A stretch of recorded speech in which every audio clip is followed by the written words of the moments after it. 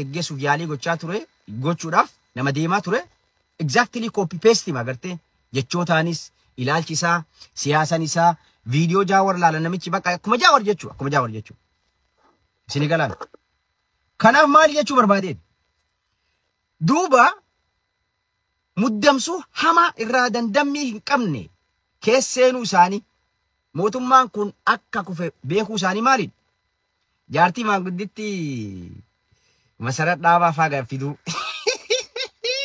haftaa mulammaa faa kaleessa Jaawar Mahamad ayyaana thank you ayyaana abbo ayyaana bar Jaawar copy Jaawar bar waanuma Jaawar Mahamad dubbati bar dubbachaa ture ittiin beekame bar isin galaabi kaartoona wali guuranii ilaal masarat dhaabat isi toogganaa bar ganna qanagaasaa faa kafarshoon garaa guuttee isa faa bar hooggan haftaa mulammuu mata guddaa faa bar ayyaana dha waltajjii qopheessanii bar Facebookii dhan dadhabanii miidiyaa qabanii dadhabanii raayyaa miidiyaan dadhabanii maarreen dadhabanii erga giivaaf godhan maal godhan wanni dhufan duuba bakka amma tiktaakii illee Oromoo tiktaakii keessi cifti Oromoo kana konfiis godhuu qabna karaa kamuunu agartee bakka dhiibbaa uumuu qabna kan jedhu laal dhiibbaa uumuu qabna eessa dhufan tiktaakii irraa walii qabanii tattaan bakka farshoo dhugaa bakka akkana mootummaan keenya haftaa mulammuu kakaleessa bari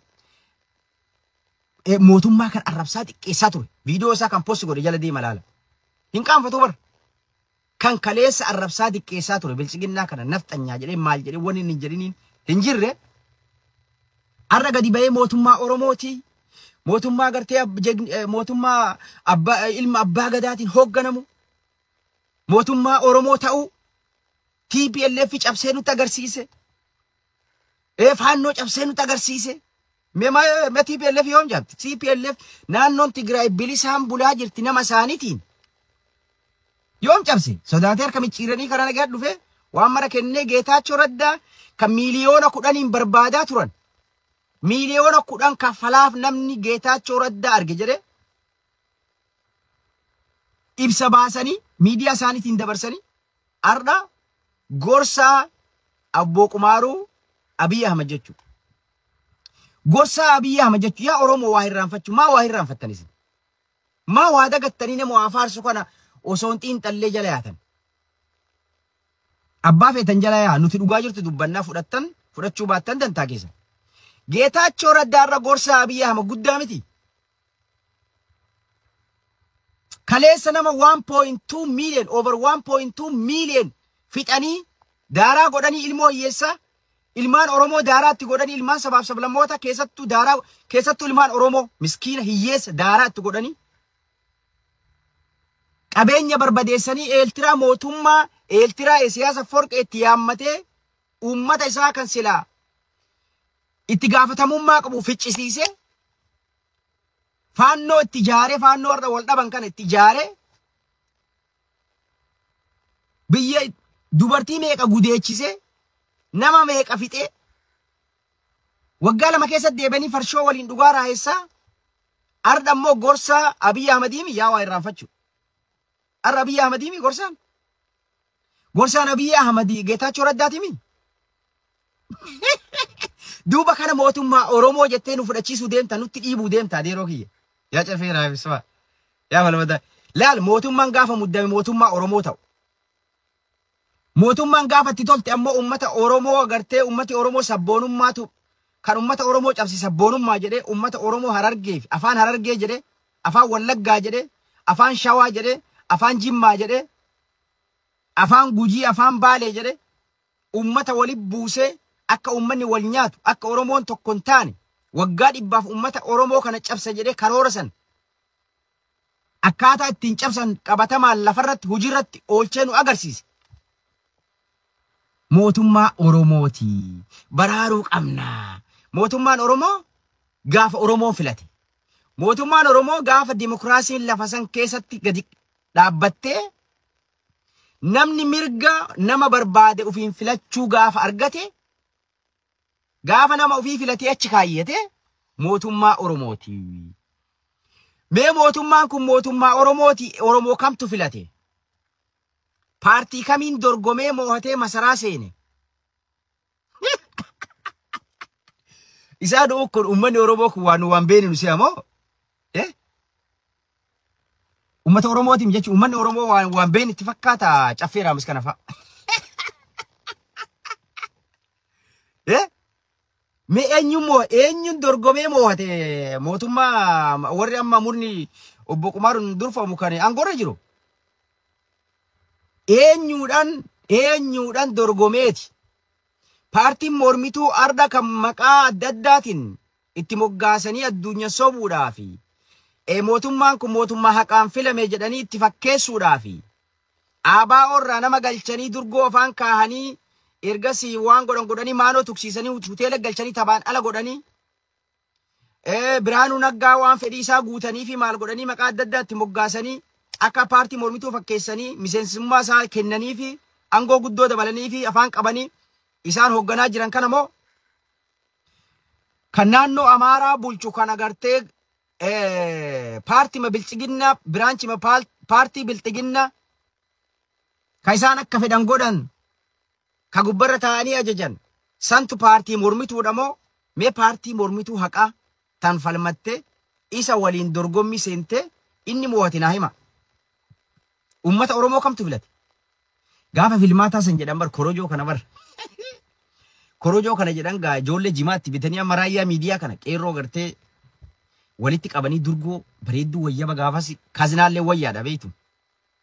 Kaazinaallee wayyaa gaafas walitti qabanii fakkeenyaaf gudina baalee qeerroo heddummeessanii walitti qaban akka gudinni baalee gartee sagalee wayyabaanii bilchiginna moo'ate jedhan kana fakkeessuudhaaf qeerroo walitti qabanii jimaatti bitanii maalitti bitanii galma kireessanii ID duraanuu nama faayila irraa qabanii miti.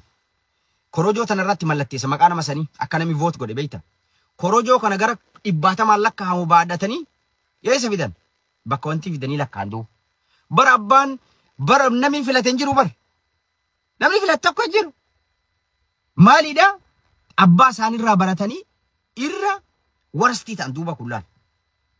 Korojoo akkasitti naannolee hundaa barreessanii namatti qaxaranii ofii isaaniitii lakkaawatanii murteeffatanii labsatan jechuudha. Kun duuba irra cafeeraa misfaa mootummaa Oromooti. Mootummaa Oromoo kana baraaruu qabna. Ergaan godhu dhufee uummata Oromoo maal godhaa jira? Uummata Oromoo kaan ajjeesee kaan maal godhee kaan saamee diinagdee kuffisee biyyoota keessatti siviil woorii biyya laamshessee uummanni jiraachuu hin dadhabne mee bilbila. Maatii namni qabdan warri ala jirtan bilbila. Warri biyya keessa jirtan ammoo dhugaa jirtu dubbadhaa barreessa. Ani achi jira filatan dhibba filatan jedhaasa. Eenyu filate? Eenyu waliin dorgome? Eenyu waliin dorgomee filatamen? Meenaa kijibaa uummata maa kijiba? Mootummaa akkanaa kana jechuun garee maafiyaa ka wal ijaartee aangoo mootummaa Itoophiyaa carraan argatte baanaa bara.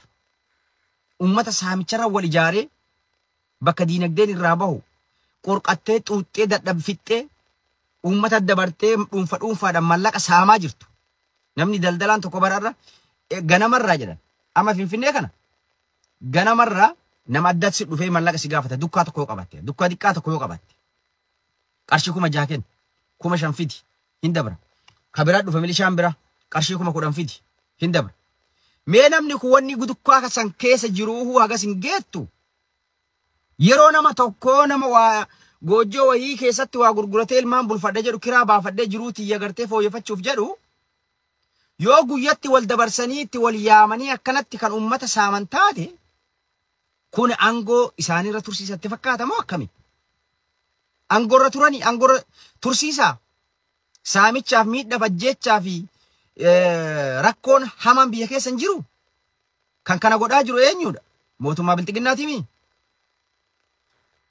Kanaaf wanni jechuu barbaade mootummaa Oromoo jettanii gaafa lubbuun asiisin dhufte gaafa jiraachuu dadhabdanii namatti baqatan dhabdan kaanii wal nyaattanii ajooftanii kaanii wal nyaattanii jibbamtanii faannootti fayyadamtanii gaafa darbitanii isinii garagalte hidhannoo isin ittiitaniin gaafa ammoo isaan agartee isin hudhan gaafa woboon gamanaa isin jabeessu gaafa uummanni uf dadhabatee iyyatee Jaawar Mahamad iyyannoo uummataa poosti godhee sagalee ta'uuf hudhamtanii mootummaa Oromoo tikfachuudhaaf yaa Oromooti diinni nuti addummaate nu qaqqabaa hin jiru. Maaliif isin dhaqqabna? Waa'ee uummanni Oromoo yakka isin dalagdaniif ittiin gaafatamu duuba. Kunolaa obboleessi kiyya hojjechuu dadhabee Shaamil yoo biyya jiraattee bakka jirtu ni mini rakkoo jirtu kaamantii god jalatti. Kaamantii god waan inni hojjechuu dadhabeef. Because in saaman akkana kunolaa obboleessi kiyya hojjechuu dadhabee jedha ragaala. Nama gartee qabeenya qabu hojjettoonni warri daldaltoonni jiraachuu hin dadhabne isaanuma gabbaruu malee. Isaanuma gabbaranii jiraachuudha. Haga yoom gabbaran duuba? Ati waan faayidaa sila argattee irraa jiraattu yoo isaan dhufanii si saaman ilmaan kee maaliin guddifattaa? Jiruu akkamitti jijjiirattaa? Akkuma ilma namattuu akkamitti jiraattaa jechuudha. Daldalaan biyyoota biraa taaksii mootummaa qofa kaffalee mootummaan haala mijeessee fi jiraataa bara. Ufillee guddisee biyyallee guddisee nama meeqaf employmentii dalagaa uumee kabajamee jiraata inumayyuu nama meeqaf agartee jiruu jijjiiree jechuudha. Biyya san keessatti dalagaa qabaannan mootummaa gabbarta. Mootummaa gabbaruu baannan qabeenyi keessi saamama ni hidhamta. Ati agartee seelee diinassi kee jira siin jedhanii Jaawar deeggarta Marroo deeggarta ati faannoodha siin jedhanii waan adda addaatiin akkuma abbataayye kanatti.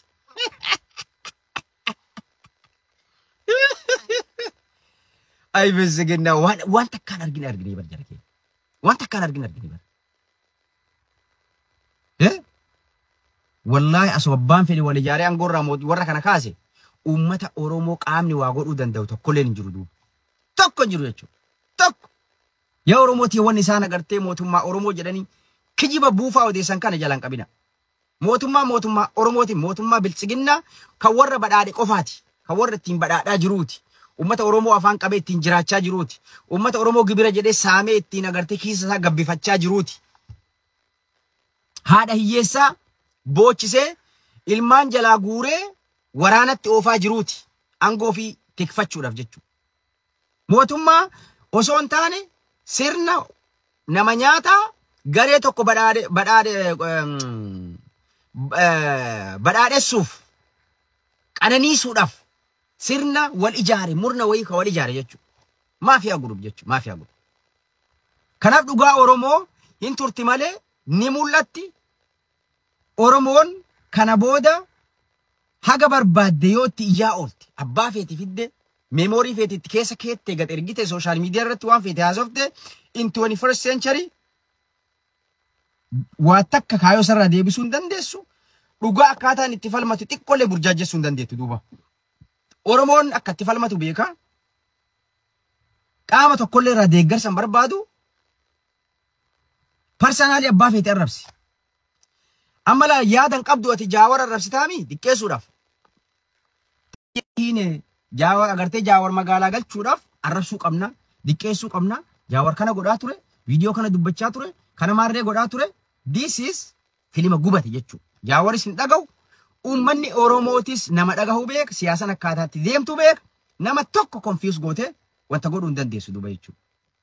Kanaafi akkanuma dhiigisitiin ka'inii yaa caffee keenyaa fi agartee falmataa biroo dhiigisini ka'ee itti wareerinaa nuti ammoo yeroo isin kijibdanii achi abba Jaawarii arrabsitanii maarree jettanii jenneeti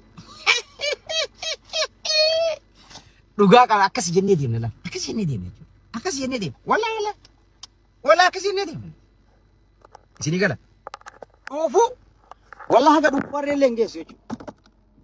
Wanni isin haasoftan waan dhugarraa fagaate dhuufuu harree hin geessuu jechuudha. Yaa jara keenya dhiifama naa godhaa warri erga sheer godhaa arsee bultoota biraan nuuf gaha xiqqoo jarjara qabaaf malee amala sagantaa yaadaa ni bana. Sagantaa yaadaa baneeti yaada isin qofarraa fuudha jechuu inshallah. Ani hin dubbadhu yaada isinirraa fuudhee akka ajaa'ibatti guyyaa keessan isin agartee sagantaa yaadaa qofa qopheessina jechuu kana booda. Taayyee Danda'a ammoo haqaaf falmate. Haqaaf hidhame. Namni haqaaf hidhame waa takka illee hin ta'u. Taayyee Danda'a osoo nama garaaf jiraatu ta'e akka isaanii badhaadhee mootummaa isaaniitiif ergamee meemoorii isaan itti galchanii dubbachaa uummata Oromoo xiqqeessaa jiraachuu nama danda'u jechuudha. Isaan har'a hidhuuni Taayyee Danda'a nama dhugaa ta'uu nu mirkaneesse duuba laal. Taayyeen nama dhugaati. Nama dhugaa itti amane irraan deebine jechuudha. Taayyee hiitanii dhugaa Oromoo afaan qabu yoo isin fakkaate dogongortanii jirtanii. Taayyee kumaatama jira. Abjaa duuba Abjaa jira. Injina qabsoo Oromoo isa Jaawari jira jechuudha.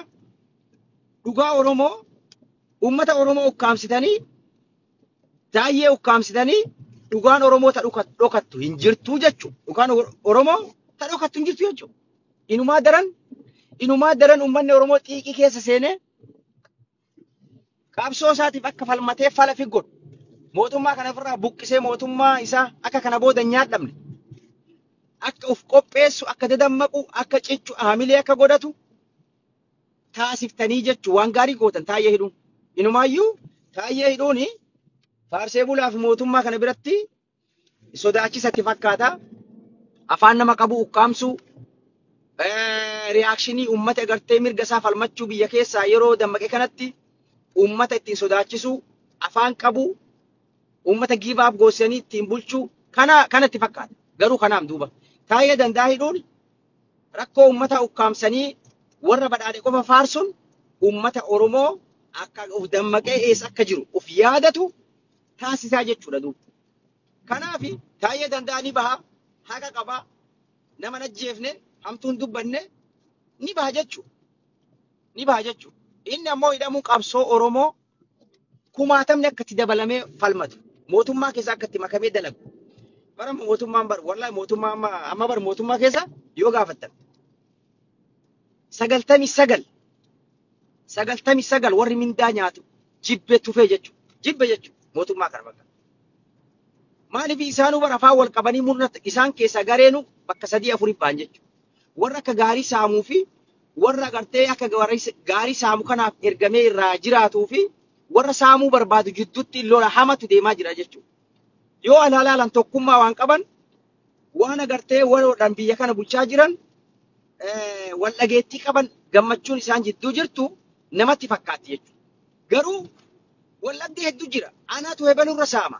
Anaatu aangoo hebalurra agartee guddaa argachuu qaba. Aangoo akkam yoo argadde saamichi kiyya naa mijata. Akka gaarii saamee jiraan. Martinuu maatii isaaniitiin biizinasa garaagaraa qabdi jechuudha. Marti isaanii biizinasa maatii haga abba torbatti maallaqa maqaa biizinasa maqaa isaaniitiin bantee itti kennitee hojjechiisaa jirti jechuudha. Kanaaf dadammaquu qabna. Oromoon mootummaa miti murna kufe kana kaasee mootummaa isaa ka ofii filateen buluudhaaf uf qopheessuu qabaa. Sheer godhaatii bira nu gaafa faarsitee bultoota warra meemooriin keessa jiru akka caffeeraaf misfaasiriin jedhe.